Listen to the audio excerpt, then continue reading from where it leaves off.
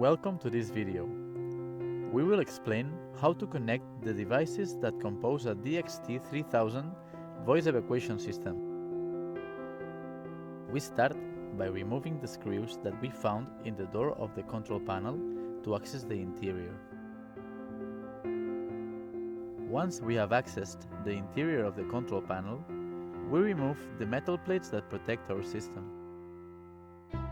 In this way, all the connectors will be visible, and we will have a greater facility to connect the devices.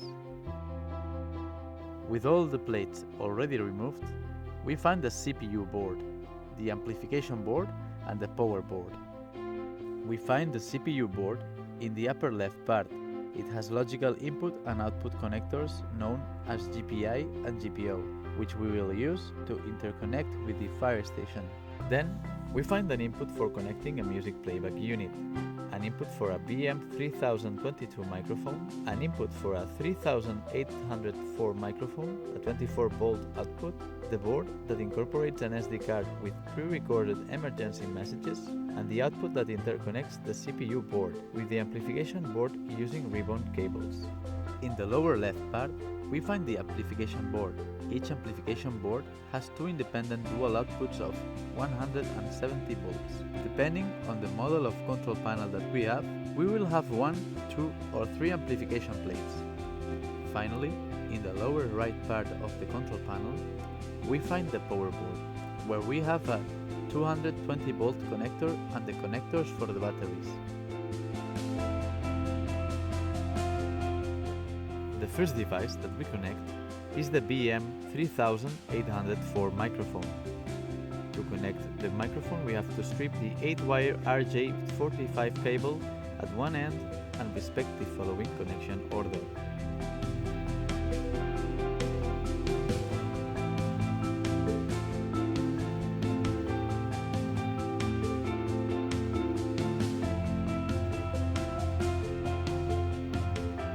Secondly, we connect the speaker lines.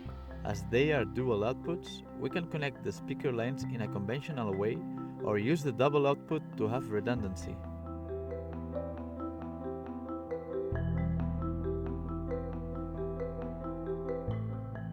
Thirdly, we connect the 220 volt power cable to the control panel.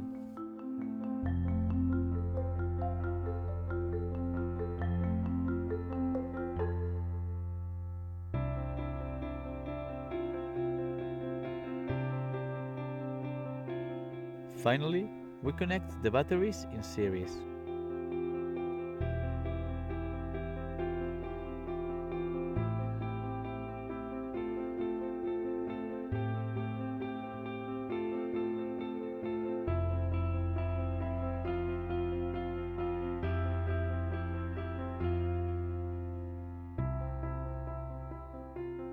Once we have connected all the devices, we are ready to adjust the levels and start using our DXT300 system.